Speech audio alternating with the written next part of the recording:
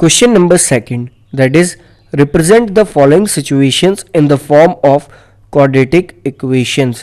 हमें कुछ statements given है और उन स्टेटमेंट्स को हमें क्वाड्रेटिक इक्वेशंस में समझ के कन्वर्ट करना है. तो पहली स्टेटमेंट से स्टार्ट करते हैं. तो पहली स्टेटमेंट और वी कैन से पहला वो क्वेश्चन हमें गिवन है जिसे हमें क्वाड्रेटिक इक्वेशन में बदलना है. That is the area of rectangular plot is 528 metre square. Full stop. The length of the plot in meters is one more than twice its breadth. We need to find the length and breadth of the plot. So काफ़ी simple ये हमें statement given है. इसमें ये कहा गया है कि एक रेक्टेंगुलर प्लॉट है जिसका एरिया होना चाहिए 528 मीटर स्क्वायर. और हमें पता है एक रेक्टेंगल का एरिया होता है लेंथ इंटू ब्रेड्थ के इक्वल. और हमें यहाँ लेंथ और ब्रेड्थ के बीच में इन्होंने रिलेशनशिप भी इस स्टेटमेंट में गिवन दी हुई है. तो वो ये कहा गया है कि जो ब्रेड्थ है और उससे अगर हम लेंथ को कंपेयर करेंगे तो लेंथ ब्रेड्थ से 2 गुना प्लस 1, यानी कि जब हम ब्रेड्थ में 2 की मल्टीप्लाई करें और 1 को और ऐड कर दें तो वो होती है एक्चुअली में उस रेक्टेंगुलर प्लॉट की लेंथ. सो अगर हम उस रेक्टेंगुलर प्लॉट की ब्रेड्थ को x मान ले तो उसकी लेंथ हो जाएगी 2x प्लस 1. और हमें पता है एरिया आता है लेंथ इंटू ब्रेड्थ के equal. So length into breadth is equals to 528 metre square. So x multiplied by 2x plus 1 is equals to 528 यहाँ से आ जाएगा. इसके बाद हम इसे स्टैंडर्ड फॉर्म में लिखेंगे तो आएगा 2x square plus x minus 528 is equals to 0. तो ये पहली स्टेटमेंट के अकॉर्डिंग हमारी पहली क्वाड्रेटिक इक्वेशन फॉर्म हुई. नेक्स्ट, अगर हम नेक्स्ट स्टेटमेंट को पढ़ें तो उसमें यह कहा गया है कि the product of 2 consecutive positive integers is 306. We need to find the integers. तो काफी सिंपल ये स्टेटमेंट हमें गिवन है. सिंपली ये कहा गया है कि 2 कंसेक्यूटिव पॉजिटिव इंटीजर्स हैं जिनका प्रोडक्ट आता है 306. कंसेक्यूटिव मतलब एक के बाद एक. सो अगर हम एक पॉजिटिव इंटीजर को x मान ले तो नेक्स्ट हो जाएगा x plus 1. So x multiplied by x plus 1 आता है 306 के equal.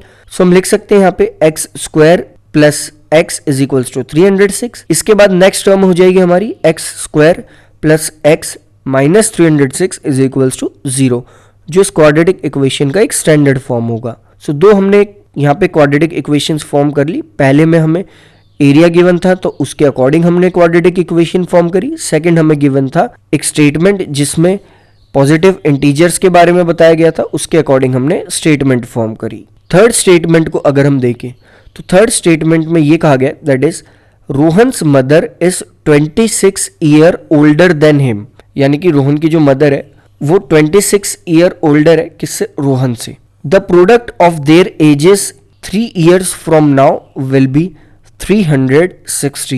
We would like to find the Rohan's present age. So यहाँ पे भी हमें एक इक्वेशन फॉर्म करनी है दैट इज क्वाड्रेटिक इक्वेशन. तो मान लेते हैं कि रोहन की एज कुछ x होगी तो उसकी मदर की एज होगी x प्लस 26. लेकिन एक्चुअली में जो आगे स्टेटमेंट में कहा गया है वो कहा गया है आज से 3 साल बाद की बातें.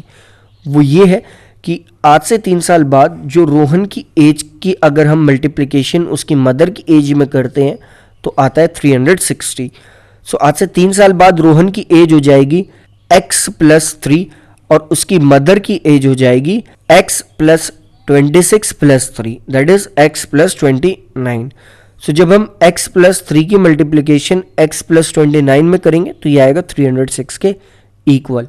सो x plus 3 multiplied by x plus 29 is equals to 360 हो जाएगा. सो अब हम इस इक्वेशन को सॉल्व कर लेते हैं. लाइक x की मल्टीप्लाई x में कर लेंगे तो x स्क्वायर आ जाएगा. x की मल्टीप्लाई 29 में करेंगे तो 29x आ जाएगा. नेक्स्ट 3 की मल्टीप्लाई x में करेंगे तो 3x आ जाएगा और 29 की मल्टीप्लाई 3 में करेंगे तो आ जाएगा 87. तो हमारी इक्वेशन हो जाएगी अब x square plus 3x plus 29x plus 87 is equals to 360. इसके बाद हम 360 को लेफ्ट साइड शिफ्ट कर देंगे और इस इक्वेशन को थोड़ा सा सॉल्व करेंगे. तो इक्वेशन होगी x square plus 32x minus 360 plus 87 is equals to 0. और हमारी अब इक्वेशन आ जाएगी x square plus 32x minus 273 is equals to 0. Last अगर हम स्टेटमेंट देखें तो ये स्टेटमेंट हमें गिवन है, that is a train travels a distance of 480 kilometre eight uniform speed if the speed had been 8 kilometer per hour less, then it would have taken 3 hours more to reach the same distance. We need to find the speed of the train. So हमें काफ़ी simple एक statement given है कि एक train है जो 480 kilometre का distance travel करती है एक यूनिफॉर्म स्पीड पे, लेकिन अगर उसकी स्पीड में 8 किलोमीटर पर आवर की कमी आ जाए तो वो 3 घंटे और लेती है इस डिस्टेंस को कवर करने में। सो इसे सॉल्व करना स्टार्ट करते हैं। सबसे पहले हम मान लेते हैं कि जो ट्रेन की स्पीड है वो होगी x किलोमीटर पर आवर। सो हम कह सकते हैं अगर हम टाइम देखना चाहें तो टाइम जो होगा वो होगा डिस्टेंस अपॉन स्पीड। सो टाइम पहला फर्स्ट केस में जब ट्रेन इस स्पीड से चल रही थी तो उस केस में जो टाइम आएगा वो आएगा 480 अपॉन x, लेकिन नया टाइम यानी कि 3 घंटे वो एक्स्ट्रा ऐड होके वो आएगा 480 अपॉन x माइनस 8। यहाँ पे x माइनस 8 क्यों आया? क्योंकि अब स्पीड ट्रेन की 8 किलोमीटर पर आवर से कम हो चुकी है, यानी कि अगर उसकी स्पीड पहले 20 थी तो अब 12 हो चुकी है, अगर उसकी स्पीड पहले 30 थी तो अब 22 हो चुकी है, क्योंकि 8 किलोमीटर पर आवर उसकी स्पीड घट चुकी है। सो हमारे पास पहला जो टाइम है वो आया है 480 अपॉन x, अब का जो टाइम है वो आया है 480 अपॉन x माइनस 8। और हमें पता है कि पहला टाइम कम था क्योंकि ट्रेन एक ज़्यादा स्पीड में ट्रैवल कर रही थी, अब का टाइम ज़्यादा है क्योंकि ट्रेन धीरे ट्रैवल कर रही है।